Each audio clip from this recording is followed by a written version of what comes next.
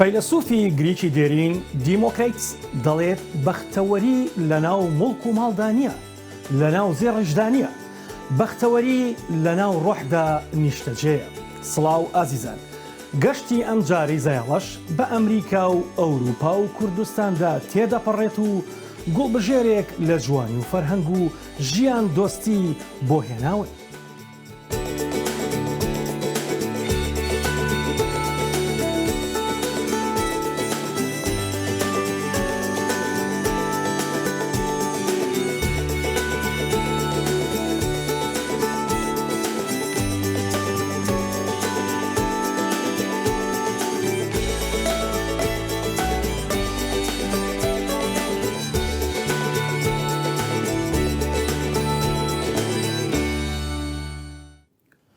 فیلمەنیۆکەی جیمز بۆند کاتی مردن نییە وا بڕیار بوو بەم زوانە بڵاو بکرێتەوە، بەڵام بەهۆی بارودۆخی ئەم پەتانەفرەتیەوە تێکڕا زۆرێک لە پرۆژە سینەمایەکان دواخراون یان خاوبوونەتەوە.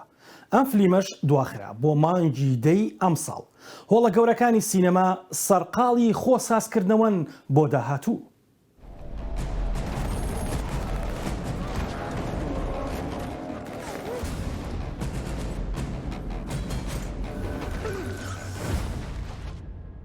بەرهەمهێنەرانی فیلمی نو تایم تو دای لە کۆمەڵە فیلمی جیمز بۆند چەند ڕۆژ پێشستا ڕایەنگەیان بڵاوبوونەوەی جیهانی فیلمەکەیان کە بڕیار بوو مانگی چواربێ دواخراوە بۆ مانگی دا.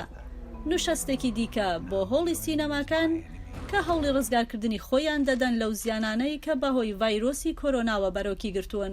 ئەکتەری بەناوبانگ دانیێل کرایگ بۆ جاری پێنجەم و بە وتەی خۆی وەک دواهەمین جاریش ڕۆڵی سەرەکی لە فیلمەکەدا دەگێڕێ.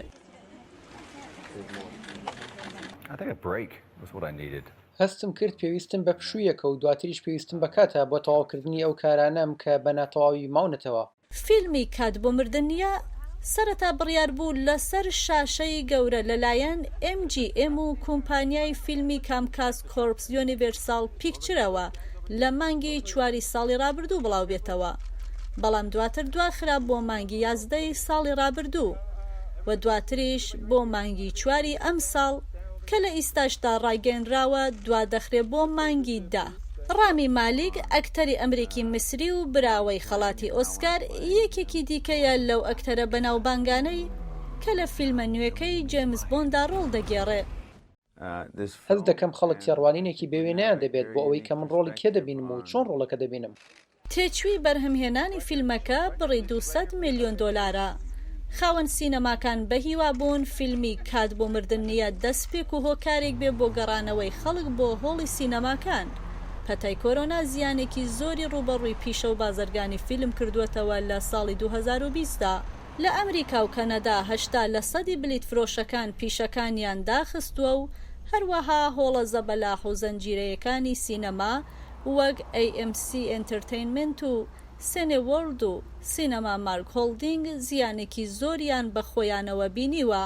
ڤایرۆسی کۆرۆنا هێشتا لە زۆر ناوچەدا خەڵک بە زۆری تووشەکە، لەوانە لە بازاڕی سەرەکی لۆس ئانجلس پێدەچێت ستۆدیۆکانی هۆلیوودیش پێیان خۆش نەبێ گەورەترین فیلمەکانیان ڕەوانەی هۆڵەکانی سینەما بکەن.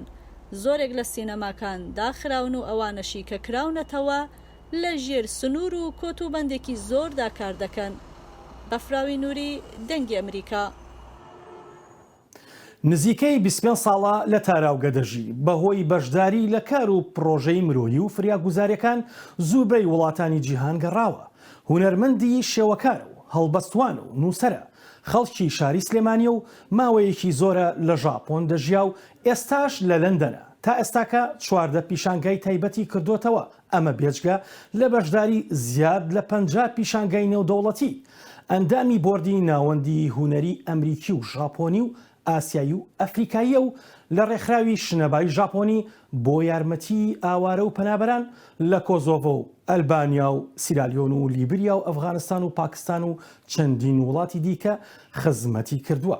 ئێستاکەش سمکۆ ئەحمەد میوانی زایاڵی داهێنانی دەنگی ئەمریکایە. کاک سمکۆ بەخێربەی بۆ بەرنامەی زایاڵی داهێنانی دەنگی ئەمریکا، ئەم کاتت باش. زۆر سپاسدانەکەم سەرچاو. هەر بژین.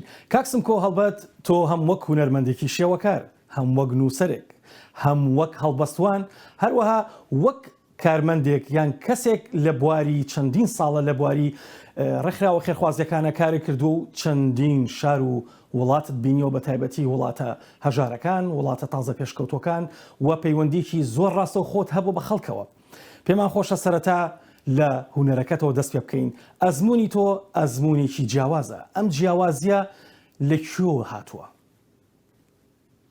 ئەزمموی هونەری لای من ئەزممونێکی درێژە من یەکەمین تەجروبەی بڵێن کە هەستکەم کە حەزم بە هونەری شێوەکاری هێگەڕێتەوە بۆ قوتابخانەی قەدەمخێری سەرەتایی ئەو کاتە مناڵێک بووم لە قوتابخانەی قەدەمخێر مامۆستای وانەمان داوای کرد وێنەیەک کێشم وێنەیەکم کێشا چوومە نییە ماڵەوە بەدڵ و داوێن وێنەیەکم کێشا زۆر جوان بوو کە بردمەوە لە باتی دەستخۆشی زندەیەکم خوارد ئیتر لەو کاتەوە شرۆی بڕوا بە خۆبوون لە منا دروست بوو هەستم کرد کە شتێکی جوانم کردووە چیرۆکی دووەمیشم بەجددی ئەو هینە ڕۆژێک کە باوکومت ڕۆژێکی بەفراوی بوو لە کوردستان کە باوکم کابراکی یانێق بوو مەجموعەیەک بۆیەی پێڵاوی جوانی هەبوو تەسەوورگە ئەو بڵێن ڕۆژێک کە ئەو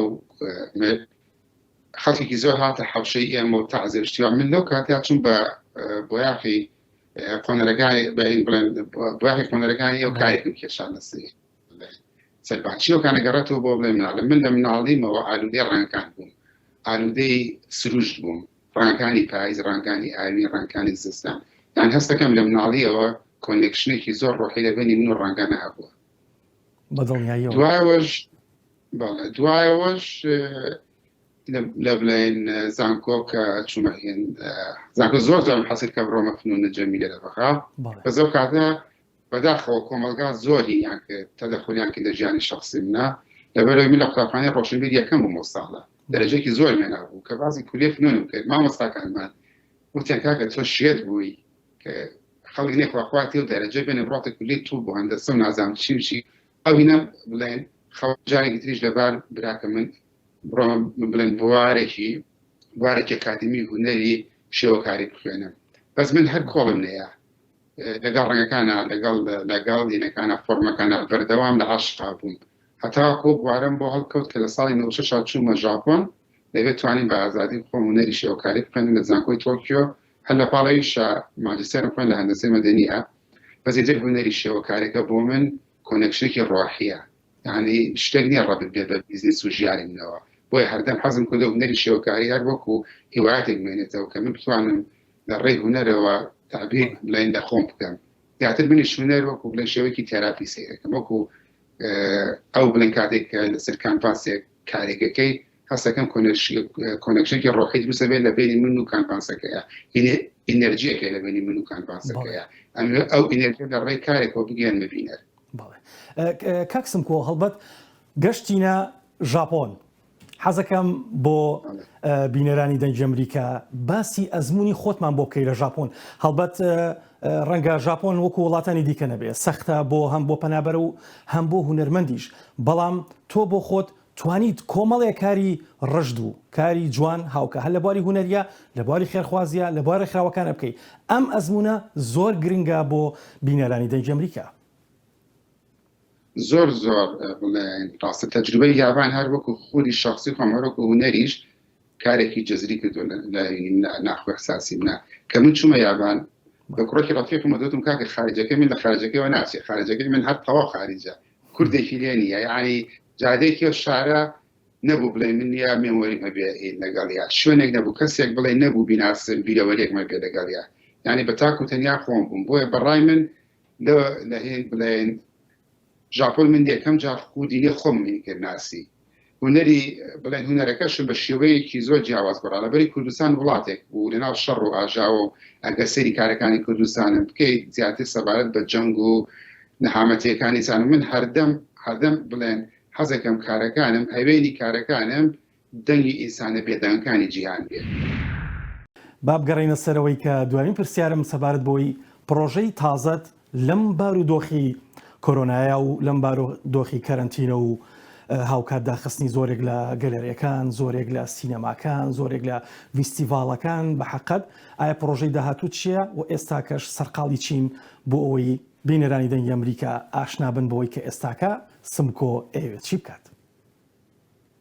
وڵی کۆرۆنا وەکو بڵێن تۆ خۆ دەزانی نەکرد بڵێن وڵاتێک هەموو بڵێن دنیای گرتوێتەوە تاسیری لەسەر هەموو شارەکێکی هونەریداناوە بەزەوەی کە من ئێستا لە بڵێن پرۆژەما بێت بە تەمام بۆ بڵێن خولی ئایندەی جالا لە تۆکیۆ میترۆپۆلیتان میوزیەم 11 هونەرمەندی کورد داوت بکەم لە بڵێن هەر پارچەکەی کوردستانەوە بتوانین بۆ دوای کۆرۆنا ئەو بڵێن پێشنگار بکەینەوە جارێکی تر بەس وەکو تریش بەڕای من کاتی کۆرۆنا و کەرەنتین کاتێکە کە هونەرمەند دەتوانێت کاری بڵێن هونەری باش بکە کاتێکی شێکە لەگەڵ خۆیان بتوانێت کارەکانی بکە بەڕای من هەموو بڵێن هونەرمەندەکان نەکرد من بتوانین ئەم کەرەنتینە بە شێوەیەکی پۆزیتیڤ بەکار بهێنین و سوود لەو کاتە ببینین کە لە ماڵەوەین بۆ کێشانی چەندین کاری تازە بە هیوام لە دوای کۆرۆنا بتوانین لە ناو فرەیمی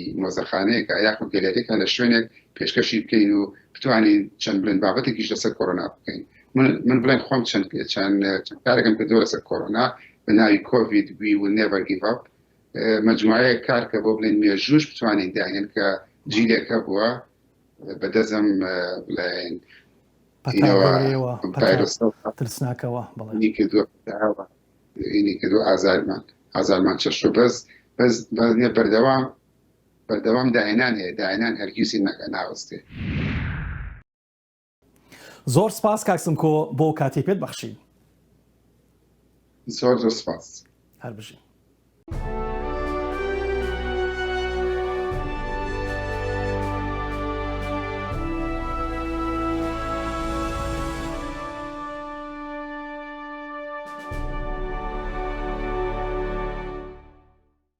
نووسەر و لێکۆڵەرەوە مەریوان وریا قانع دەڵێت مرۆڤ ناتوانێت بەتەنها ممارەسەی ئازادی بکات بەڵکو لە ناو سیستمێکی پێکەوەبوونی کۆمەڵایەتی و بەریەکەوتنی کۆمەڵایەتیدا پیادەی ئازادی خۆی دەکات.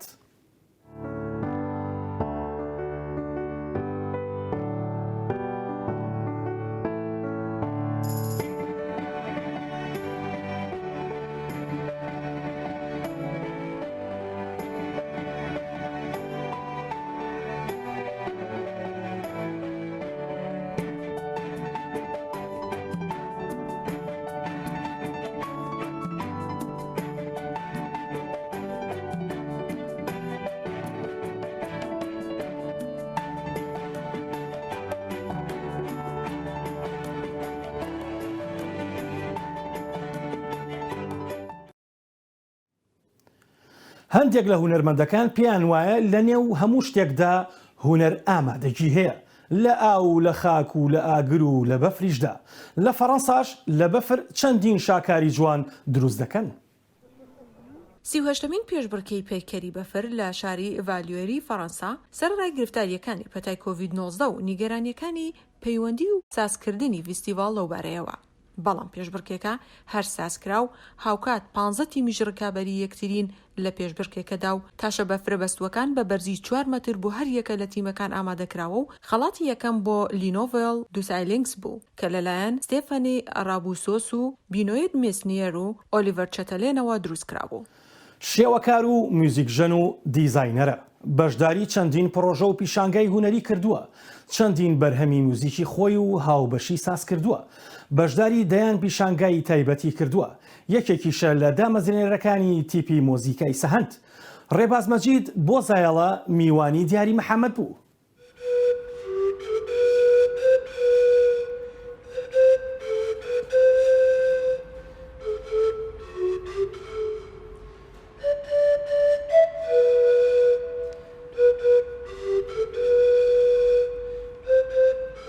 ئێمە پێشەوەی برسینە پەیمانگە ینی هەوڵمانە لەگەڵ من و هیوا کەریم و دارا عەبدولواحید ینی زیاتر ڕسمان کرد و ئیترەوە بوو من چوومە پەیمانگە کە چوومە پەیمانگە بەڕاستی لێ شێوازی هونەرم بە ئەکادمی خوێن تر قۆناغەکانی ئێمان بڕی و چۆنەڵێ لە فیستیڤاڵەکانیا بەشدارە بووین کە ساڵانە ئەیکرد ئیتر تۆ لەوێ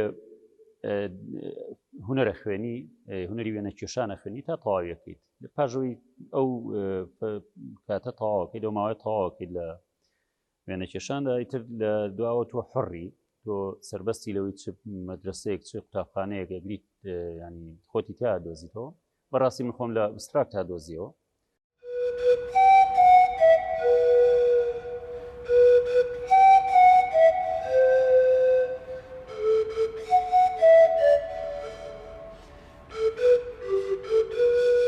جاری وایە تۆ دەروون بەس شتێک تێری ناکە لە مەجای فەنیە کە بەڕاستی فعلەن من یەکەم تەنها کەس بووم کام ئامێرەم گر بەدەستمەوە ئەوەشی خۆش بوو کە کەسی کە نەبوو ئەوە شتێکی خۆش بوو چونکە ئەوتوانی تەسەوڕەکرد ئەو شتێکەکەم کە کەسێکی کرد نەیکردووە ئەو هینە ئەبێ لە ئەوەنیە هەستەکەم ئینسان پێویستی بەو پاڵنەرە هەیە ئەو پاڵنەرە وای لێکردم کە دەستکەم بۆ ئامێرە بەڕاستی جگەلەوەی کە حەزم لێ کرد من بەڕاستی لە تەلەڤیزۆن نبینیم جارێکیان پێشەوەی منە ئامێرە لە تەلەڤیزۆن نبینیم زۆر عاشقی بووم زۆر سیر بوو بەلامەوە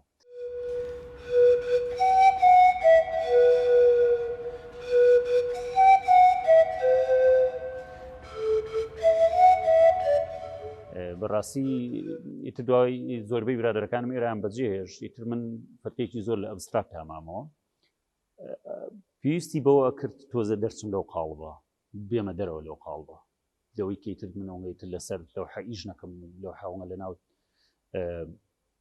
معرەزێک هەپشانی خەڵک نێ ئەمجاری ئیشێکم کرد جیاواز بوو چۆنەڵی ئەچوم زۆر جار هاتوچووی ئەو شوێنەی سەرچنارمە کرد مەقلعەکەی سەرچنار جار هەروە ڕۆیشتم پێیە ئیتر سێری ئەو بەردوشتەم کرد هەلە خۆمەوە شتێک فکرێک بۆ من هاو بۆچی ئەم بەردانە ڕەنگ نەکەم ئەم بەردانە هەراوە هەستمە کرد بێ ناسکەوتون لەو ناوە بۆچی ڕەنگیان نەکەم بۆچی دوایان لێ نەکەم سەرنج ڕاکێژم کەی چێکە زیاتر بەڕاستی من حەزم کرد لە ناو سروشتا ئیش بکەم ئەو ئیشی ناو تابلۆم گوێزایەوە بۆ سەربەرد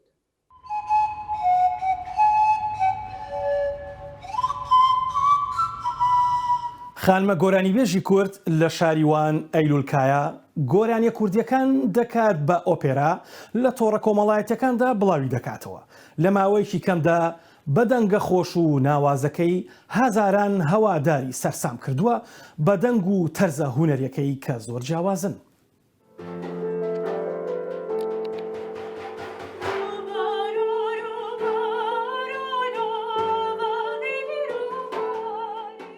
Liwanê ciwana binavê Eylûlkaya li ser torên medya civakî bi dengê xwe yê zelal stranên Kurdî bi şewazê operayê dibêje. Di demek kin da bala muzîkhezan û pisporên hunera operayê kîşandiye ser xwe.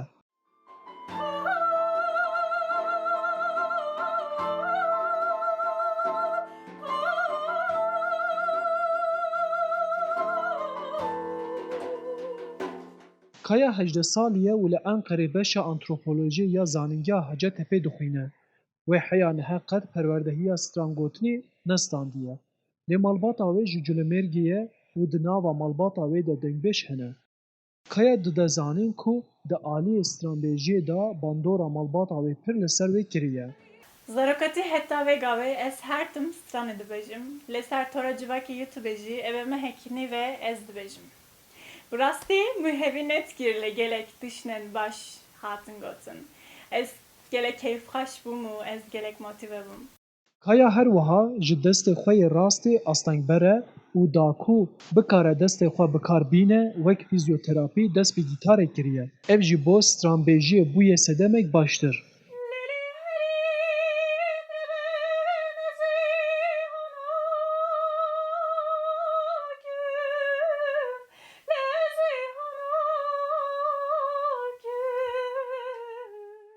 Piştî ku wê bi dengê xwe yê zirav dest bi gotina stranên operayê kir, hejmarek hunermendên navdar yên Kurd û biyanî xwe gihandine Kayayê û gotine ku ew ji bo piştevaniya perwerdehiya Kayayê amade ne.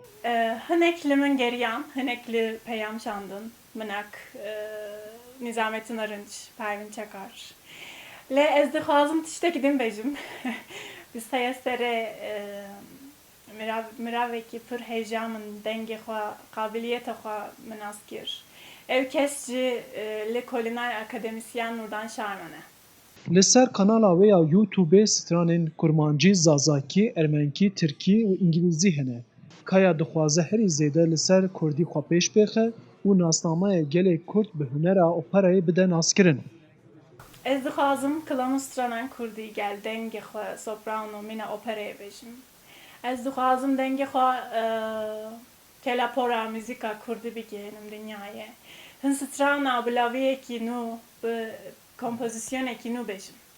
Beriya we hemiya dixwazim perwerdariya baş bibînim. Loma min dest xebata müzîkê kir. Eylül kaya armanc dike ku stran û kelamên kevin yên vê herêmê bi şewazê operayê û dengbêjî bigîne hevdû û nûjen bike. Arif Aslan, Dengê Amerîka, Wan.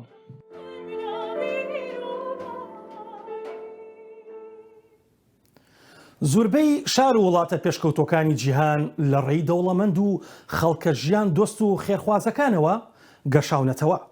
دەوڵەمەندێکی شاری هەڵەبجەش زیاد لە 12 پرۆژەی گرنگی بۆ هەڵەبجە دروست کردووە. چەندین قوتابخانە و یاریگا و باخچەی ساوایان و پەرتوکخانەی بۆ شارەکە بنیاد ناوە. ساڵانەش بە بەردەوامی هاوکاری هەموو سێکتەرەکان دەکات و خەڵاتی تایبەت دەبەخشێت بە خوێندکارە یەکەمەکان و هاوکاری خوێندکارانی کەم دەرامەتی زانکۆکانیش دەکات و لەگەڵ چەند سەرمایەدارێکی دیکەشدا نەخۆشخانەیەکیان بۆ شاری هەڵەبجە دروست کردووە.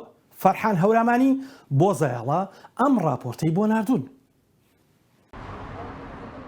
لە دوای ساڵی 1991ەوە بنەماڵەی حاجی محەممەدی بامۆکی بەبێ بەرامبەر و بە گژمەی ملیۆنان دۆلار پرۆژەیان بۆ هەڵەبجان جامداوە.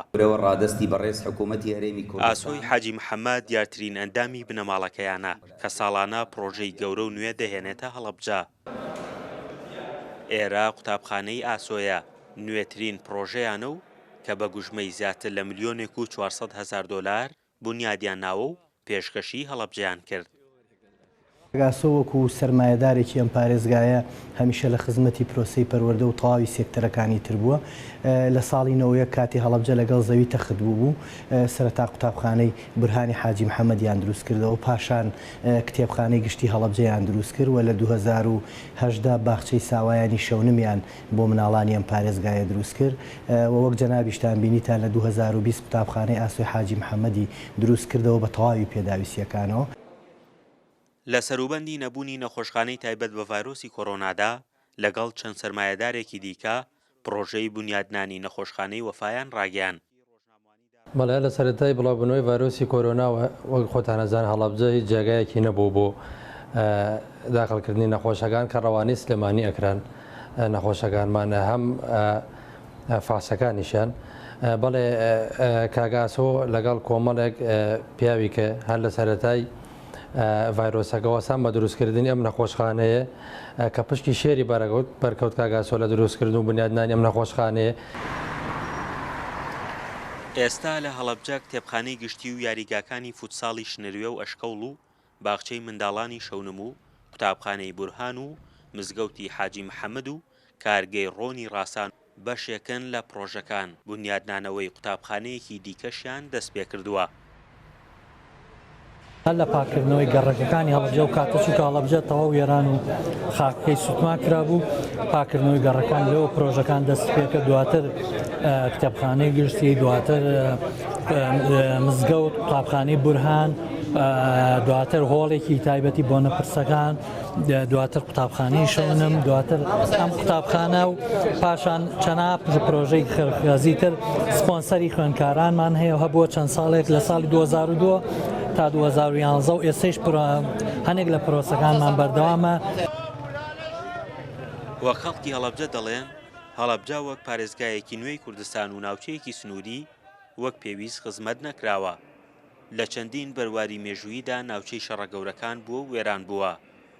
ئەمە لە کاتێکدایە خزمەتەکانی بنەماڵەکەی حاجی محەممەدی بامۆکی لە ساڵی 1991ەوە دەست پێ دەکەن کە ئەرکی پاکردنەوەی گەڕەکەکانی هەڵەبجە لە ئەستۆ دەگرن. ئێستاش بەردەوامن لە خزمەتکردن. فەرحان هەورامانی، دەنگی ئەمریکا، هەڵەبجە. دەستیان دیارە کاگاسۆی حاجی محەممەدی بامۆکی. مێژووی کۆشکی سپی هەر مێژووی سیاسی و سەرۆکەکان نەبووە، بەڵکو خاوەنی مێژوویەکی ناوازەشە بۆ میوانداری و بەخێوکردنی ئاژەڵە ماڵیەکان لەو کۆشکەدا. سەرۆکی ئەمریکا جۆ بایدن بەدەستی خۆی سەگەکانی و ئاژەڵە ماڵیەکان دەباتەوە بۆ کۆشکی سپی. ئەو زەڵۆمەی سەر سپیەت دبینی سەرۆک جۆ بایدنە لە ستۆرگەها ئاژەڵەیە ئلوی دەمی ئەو جێگرێ سەرۆکی بی و دویە سایەکێ بخۆ خوددان کرد. ئەوی سایەکی ئەڵمانی جەرمەن شەپرد بناوێ مەیجر دەستنیشان کرد. ئەف چەندە بێگوهۆڕین ji demê serokêberê Donald Trump li qesrospî da ku ewî destûriya hebîna sayan neda. Dê çawan li min bihê mêzekirin dema ku li baxçeyê kuşkaspî bi sayekî rabim. Berî Trumpê bû sedan salan xêzanên êkeyê qesra spî ajalên xwe digal xwetînan. Belê cawaziya vê carê ku meycer dibite êkemîn se ji yê stargeha ajalan înayn û digiheta qesra spî. Mecûr anî cemme dema ku kesek hatî bingeha berrevaniya saxlemiye DHA û 6 teşkên segan anîn. 6 teşkên ku ji cûrê segên Almanî yê şivanan bûn. Rewşa wan ne baş bû. Ew nexweş bûn. Îna bûn da ku çavdêriya wan bihêkirin. Dema anîn derhal mezanî ku ew bêzar û nebaşin. Mezanî ku pêdiviya wan bi çavdêriyeke xurt ya pizîşkî heye. Nûka Serok Bidenî du sa hene. Trump û Major û her du saya malperekî Instagramê hene bi navê 46 Dogs. Major Biden, if you're watching. Mecûrê Biden dema lê binêrî ew xwedî rûmeteke giran e birêz. Ji bo pîrozbahiyê storgeha ajalan li welata Delaware ahengek pirêya Zoomê ragihand. Welcome everyone to the Hên hemî bi xêr hatin bû êkem cejna merasîma inauguration. Her wasa dezgeha CBS ragihand ku Serok Biden dê pişîkekê jî înta qesra spî. Biden has talked a lot about unity, about wanting to heal us and bring us together. Biden gelek behsa yekgirtinê dike. Behsa heza başkirina me dike. Dixwaze me bigihîne êk û dûberiya me ya siyasî nehêle. Çak e. Ez dibînim ku ev karek bi zehmet e. Lê dema ku ew bikare pişîkek û sayekî bigihîne hev û hejhevdû bikin, ev destpêkeke manewe ye. Ji ber vê ez dibînim ku gihandina heviya Partiya Demokrat û Komarî vê demê helbet dê sanahîtir bît. Nûka her du sa Trump û Major bi keyf û xweşî li qesra spî de ên çin û jiyana xwe berdewam dikin. ڕۆماننووس و هەڵبەستوانی بەریتانی جۆرج ئیلیۆت دەڵێت کاتێک ئێمە گوڵی زیاترمان دەوێت هەرگیز گوڵ نابارێت دەبێت درەختی زیاتر بڕوێنین تا زایەڵێکی دیکە و داهێنان و جوانێکی دیکەی جیهان ماڵەوە.